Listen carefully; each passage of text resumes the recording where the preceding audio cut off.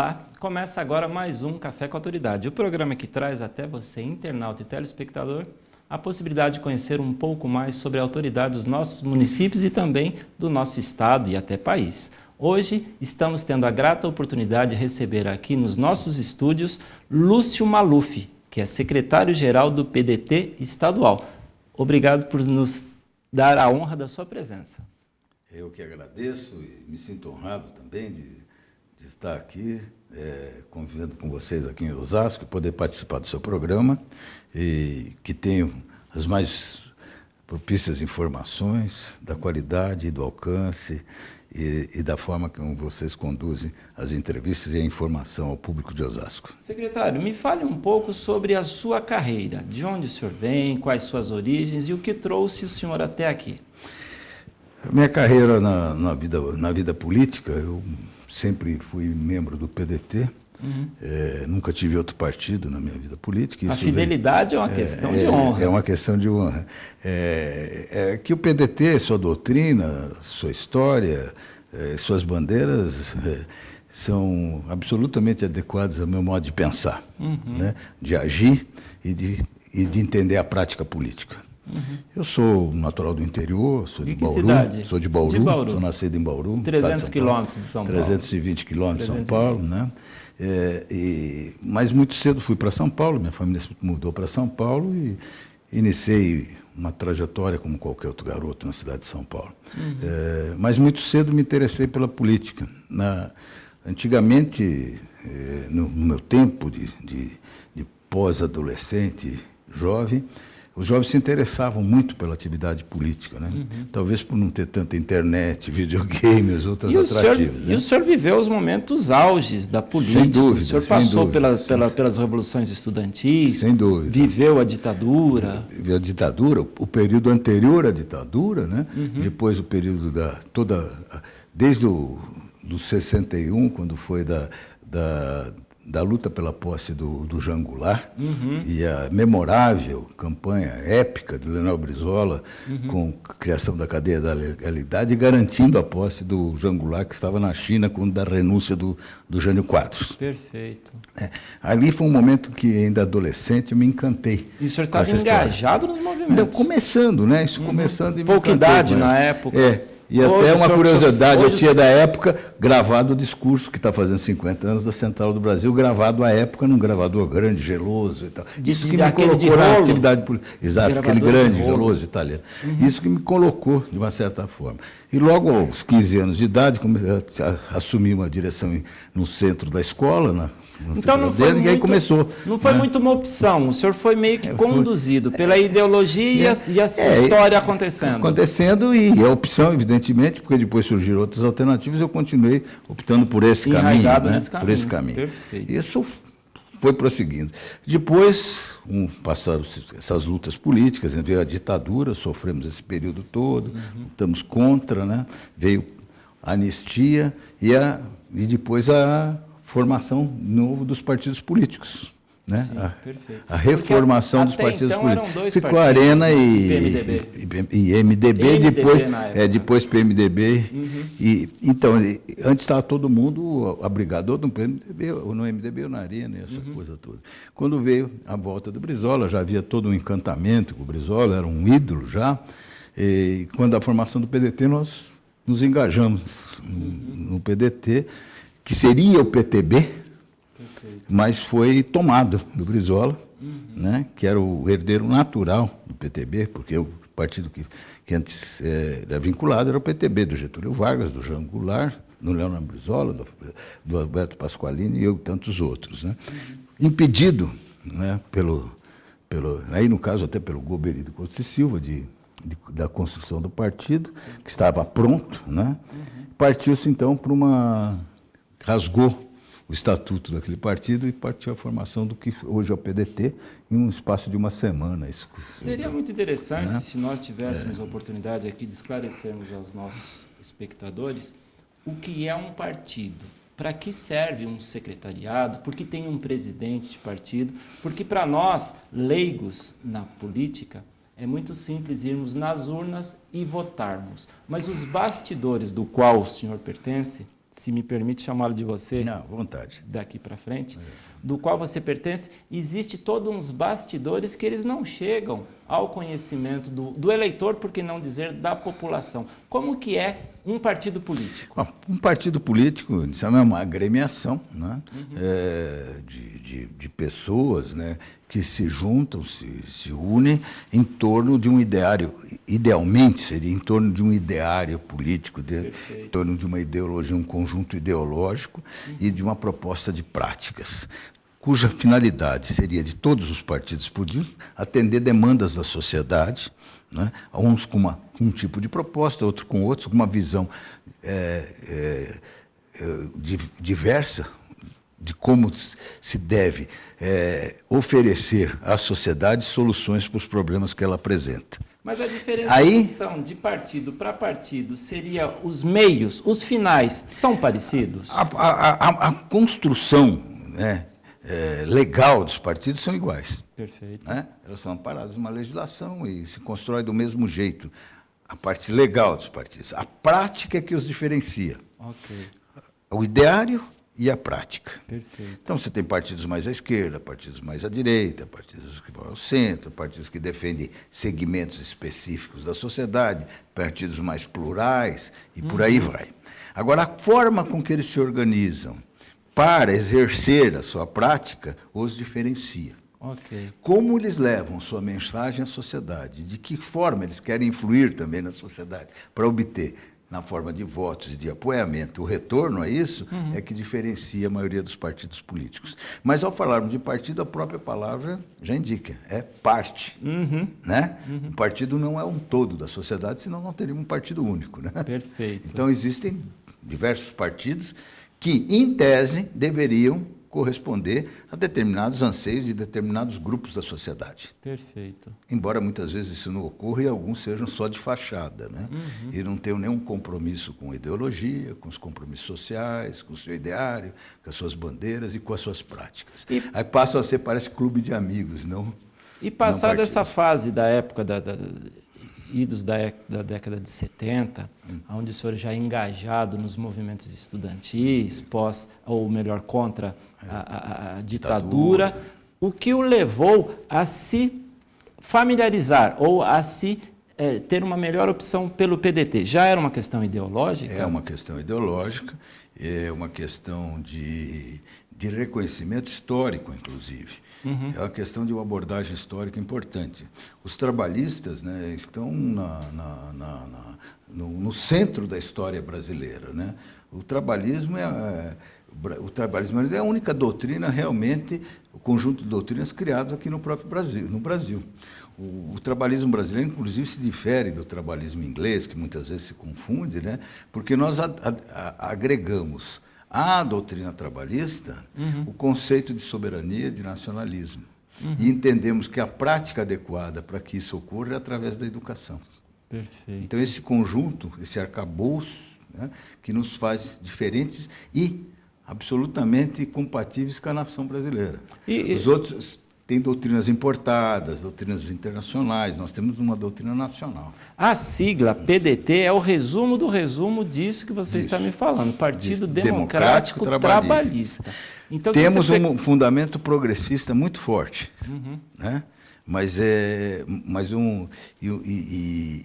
propugnamos por um socialismo democrático. Né? Esse está no nosso DNA.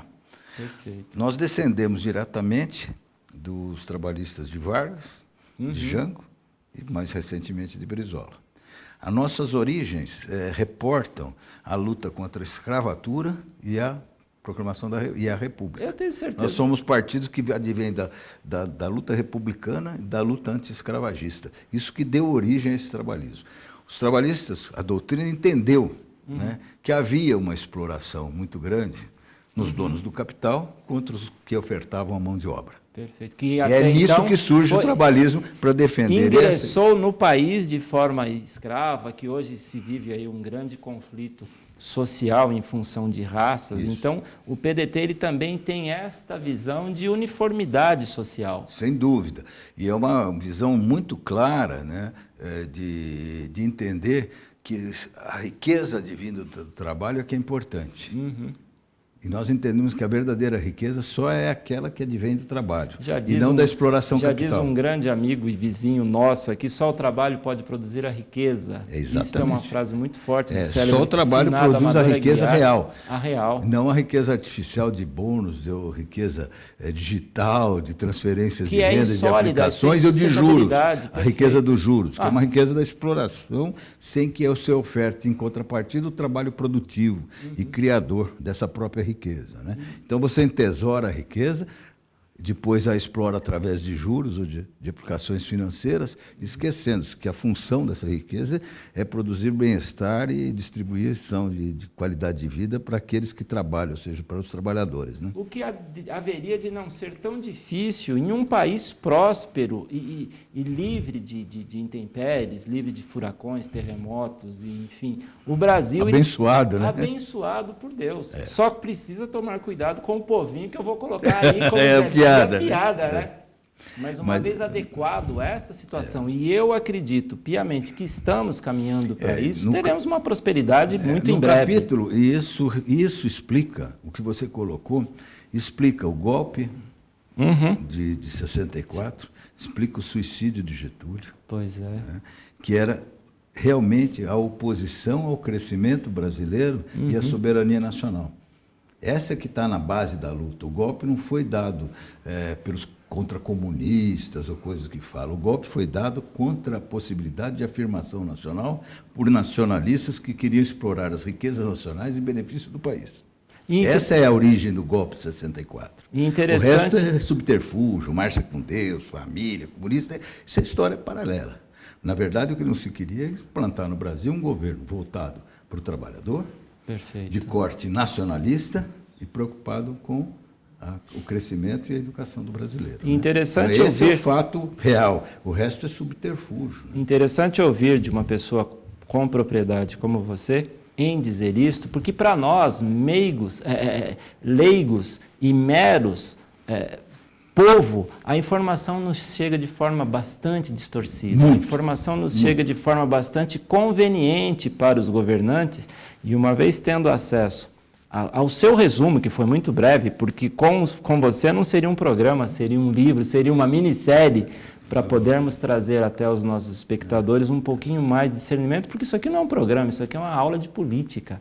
Uma pessoa tão engajada aí na sua atividade e nos falando um pouco sobre isso. Mas, secretário, eu vou pedir licença para o senhor, vamos para um rápido intervalo e continuamos já com esse bate-papo gostoso. Não sai daí.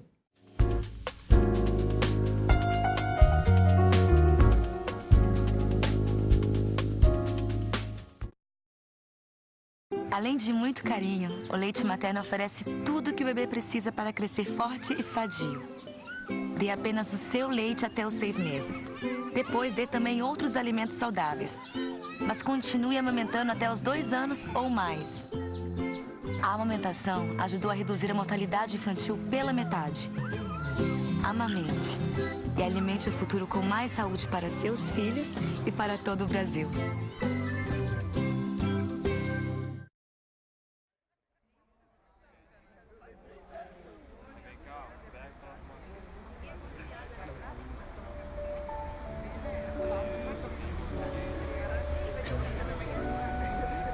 Cada um com os seus problemas.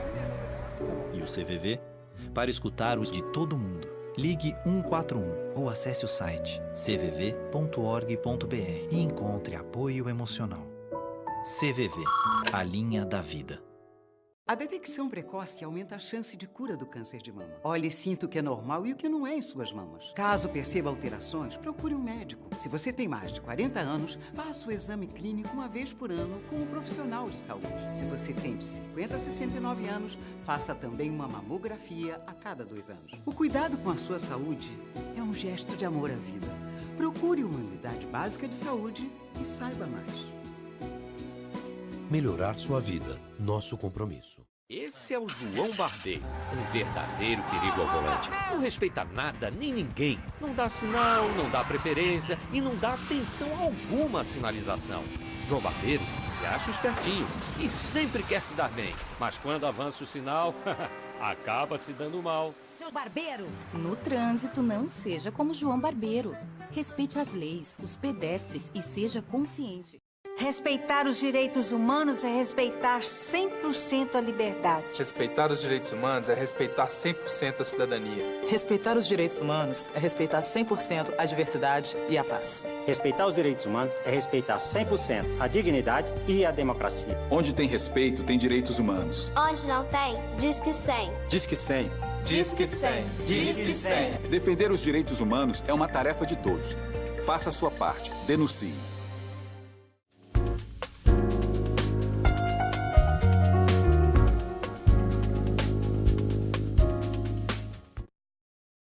De volta com Café com Autoridade, hoje batendo um papo com Lúcio Maluf, que é secretário-geral do PDT estadual. Agora, secretário, gostaria que o senhor me falasse um pouco especificamente sobre o partido. Para que serve o PDT? Olha, o PDT, como disse uma parte dos partidos em geral, é um partido de representação democrática. O PDT tem nas suas pretensões representar o trabalhador e ser um partido da nação brasileira. Partido nacionalista, preocupado com o Brasil, com aquelas coisas que você colocou na sua última fala, né? Nós somos um país imenso, de riquezas incalculáveis, é o país mais rico naturalmente do mundo, sem paralelo, sem concorrente. Né? Nós detemos 25% do aquífero mundial. A principal commodity do futuro vai ser água. Sim. E nós somos o país mais rico em água. É maravilhoso. Nós somos um poderoso proprietário de água. Né? Isso. Nós temos petróleo inexplorado, mas temos muito petróleo. Sim, nós temos as maiores reservas de minérios do mundo. O maior pulmão vegetal. Nós temos algo que é o maior pulmão vegetal. Né? E a maior fonte de biodiversidade, né? Que bem explorada poderia ser uma riqueza incalculável, e além de fazer um bem para a população, com a geração de remédios e pesquisa. Mas temos também algo, né, que eu insisto em dizer, e não vejo nunca publicado, nós temos a maior planta receptora de energia renovável a custo zero. O vento? O sol. Né? Também. O famoso sol é uma... Nós temos 8 milhões e meio de quilômetros quadrados recebendo o sol, que é a vida se faz com energia. Né? O elemento vital é energia. Né? Secretário, eu acho engraçado as pessoas perfurando e caçando energia no subsolo e com o sol ardendo em cima, quando ele é o grande pai de toda a energia. Imagina, nós temos, para fazer comida, nós temos sol, terra e água. Tem tudo, mais de alguma coisa? Temos tudo, para fazer quanto quiser de comida para abastecer o mundo. Nós temos, então, esses 8 milhões de quilômetros quadrados estão recebendo energia diariamente que está perdida por aí. No dia seguinte tem mais energia, no outro dia tem mais energia, né? Mais sol, mais sol, mais sol.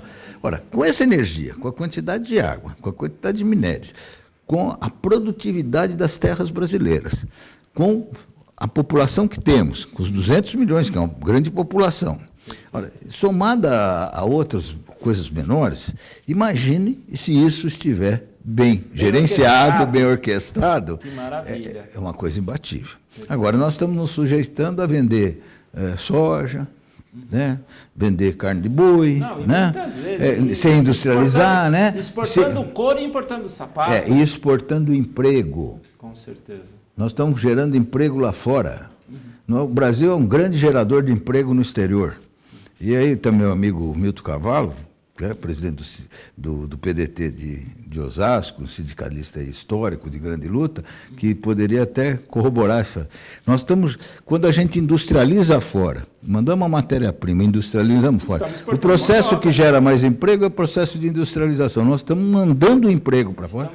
Veja, nos dando ao luxo de ser exportador de mão de obra, de emprego. De emprego. A mão de obra fica aqui, ganhando pouco. Perfeito. E nós exportamos um emprego bom. Não, um emprego bom. Tem um emprego ruim, de baixa remuneração, não fazemos aqui. O emprego bom nós mandamos para o estrangeiro. Exatamente. Né? E depois compramos o produto feito com este emprego que nós geramos lá, a preço de ouro, que incompatível com o vil pagamento da nossa commodity. Ora, isso não é inteligente, no mínimo. Mas não é questão só de ideologia, mas é rentável. É questão de inteligência. Mas, né? secretário, é rentável porque aí nós pagamos o imposto da importação. Então, existem interesses que estão... Então, nós somos submetidos aos interesses internacionais. E essa sempre foi, você perguntou, a função do PDT. Uma luta muito grande do PDT contra os interesses internacionais que contrariam os interesses nacionais. Não é que não somos contra os outros países. Nós só não queremos que contrarie os nossos interesses. Para que as nossas divisas não se vazem. Que a gente não trabalhar o tempo todo para pagar mais caro aquilo que nós poderíamos fazer aqui. Mas, secretário, vem melhorando. Já paulatinamente, se olharmos nas últimas décadas, estamos em processo evolutivo. Porém, a indústria caiu no Brasil. A indústria hoje representa de 12% a 14% do PIB só, já foi 40%. Tá. Né? Então, ela está muito pouco, a indústria. E a indústria que está ficando no Brasil é a indústria de baixo nível tecnológico. Ou seja, são também os empregos mais baratos. E ao fazer uma indústria de baixo nível tecnológico, os nossos produtos não são concorrentes no mercado internacional. O que acontece em contrapartida do ponto de vista econômico? Nós somos obrigados a importar, mesmo tendo aqui, porque são produtos mais adiantados, mais qualificados, mais desenvolvidos tecnologicamente. E com menor custo. E como que faz, então? Como é que o nosso futuro se coloca? Aí tem um nó. Isso precisa ser desatado. Perfeito. Né?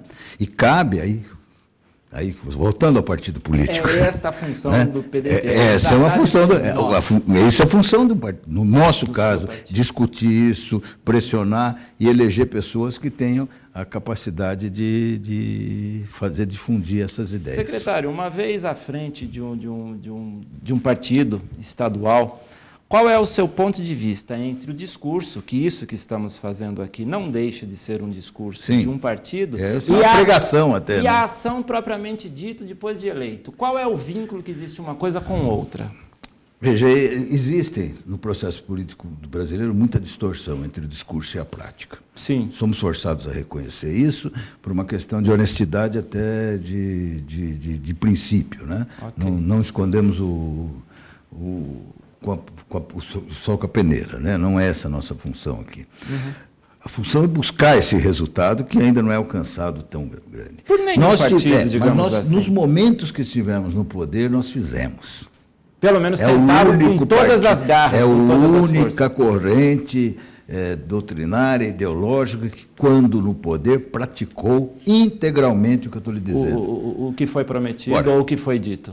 Com Getúlio Vargas, nós implantamos a Petrobras, implantamos a Companhia Siderúrgica Nacional, implantamos o Ministério da Educação, implantamos o Ministério do Trabalho, implantamos o Ministério da Indústria e Comércio para cuidar da nossa produção, criamos o BNDES, que é o maior banco de fomento do mundo, para financiar o processo de industrialização. Grande, todos, a industrialização do Brasil, entre outras coisas. Mas criamos as leis de proteção ao trabalho. Eu até disse pequeno empresário, porque é esse que mais se beneficia no momento de alavancar o seu negócio e que mais reconhece que o BNDES atua efetivamente em sua vida. Então, essas são práticas, são conquistas, são realizações de um governo trabalhista. E acho que de lá para cá não fizeram muito, hein? Perfeito. Veja bem, até a indústria automobilística que é atribuída à criação ao Juscelino Kubitschek é um erro da história. Ele foi a primeira fábrica de automóveis no Brasil, foi criada, de veículos no Brasil, foi criada por Getúlio Vargas. E eu vou te dar um nome e você vai se lembrar, é a FENEME. FENEME, Fábrica Nacional de Motores. Estatal. Antes do Juscelino Kubitschek. Se esquece a mídia, a história de consignar essas coisas. A primeira empresa, entidade, indústria, oficina de negócio de motores de avião também foi feita no governo Getúlio Vargas, não foi a Embraer. Então, são coisas que precisam ser ditas. Eu vou dizer mais coisas. Até 1930, o Brasil não tinha nenhuma universidade. Você sabia disso? Não. Ninguém sabe quase disso. Quando no Equador, no Peru, tinha desde 1700 universidades. Países bem mais atrasados que o Brasil. Né?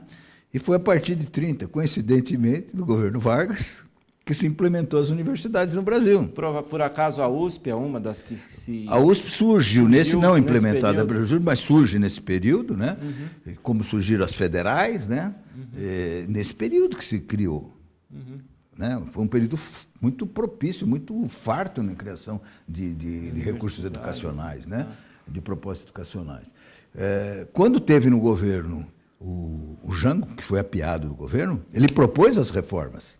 Perfeito. Não foi possível implantá-las, que, aliás, até hoje não foram implantadas. São projetos que ainda estão em desenvolvimento. 50 anos, ainda não ocorreram. A reforma da educação, reforma financeira, uma série de coisas. Tá. E quando o Brizola teve, nos 3 governos que ele teve, os 3 ele cumpriu o ideário, além da proposta. Veja, quando o governador do Rio Grande do Sul, jovem governador, muito jovem, nos anos 50, segunda metade dos anos 50, ele criou 6.300 escolas no governo. Claro que não eram grandes escolas, às vezes era uma sala só. Sim, no rural. Mas era uma semente que germinaria. Mas a proposta é, onde houver um aluno fora da escola, avise que o governo irá buscá-lo e pô-lo na escola. E não ficou ninguém fora da escola. Belo slogan. Como é que em 50 podia fazer isso, com o país muito mais pobre, não se pode fazer isso agora? Porque o dinheiro vai para juro. Vai para ser pago aos rentistas, e não para ser aplicado na educação, na saúde e tal.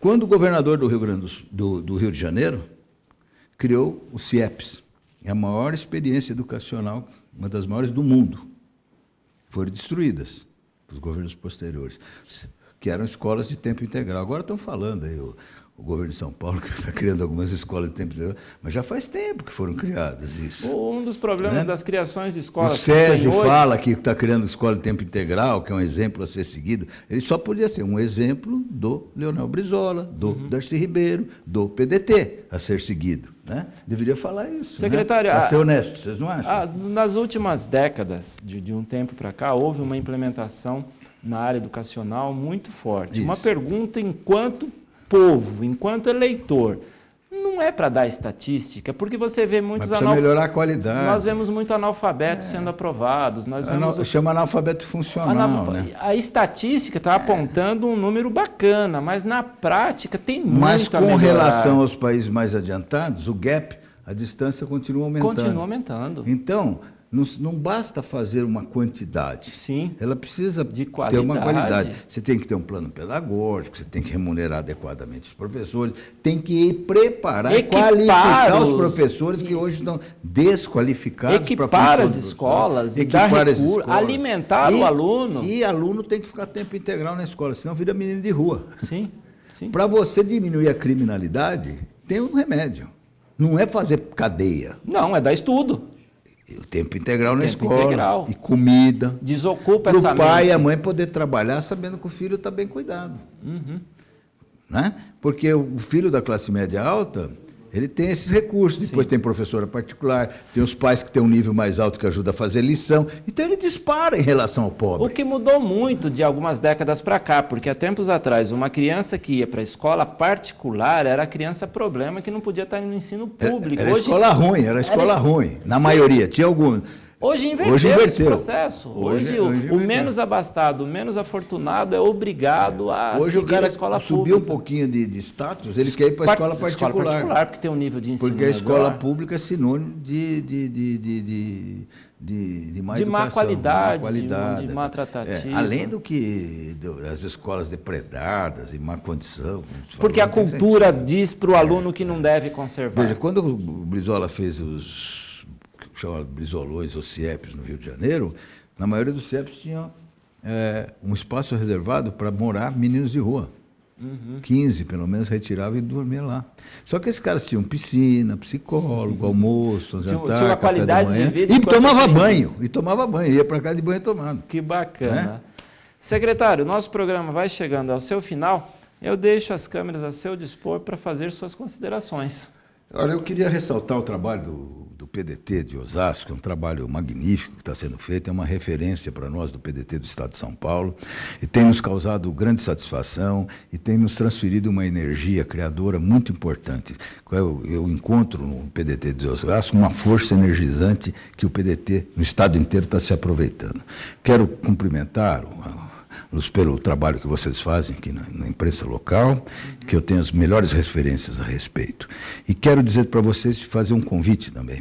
no dia 20, no sábado próximo, às 9 horas, o PDT de Osasco, que coordena toda essa macro-região, de cerca de 20 cidades, está realizando um grande evento, um grande encontro macro-regional da região oeste da Grande São Paulo, com a presença do presidente, o ex-ministro Carlos Lupe, do presidente nacional, do deputado Major Olímpio, pré-candidato nosso a governador, do pré-candidato a senador Carlos Apolinário, e de toda a executiva estadual do PDT inteirinha estará presente aqui em Osasco, no Sindicato dos Metalúrgicos. Quero convidá-lo e aos telespectadores para que prestigiem esse evento. É mais um elemento de crescimento da política em Osasco e região, e nós estamos fazendo isso com muita seriedade, muito dinamismo e muita competência dos companheiros. Nós já temos também aqui uma pré-candidatura em grande desenvolvimento, né?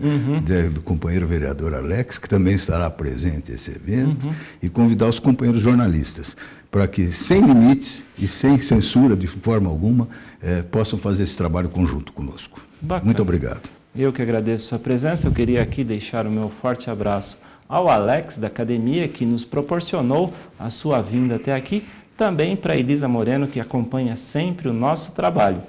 Fiquem todos com Deus e até o próximo programa, se Deus quiser.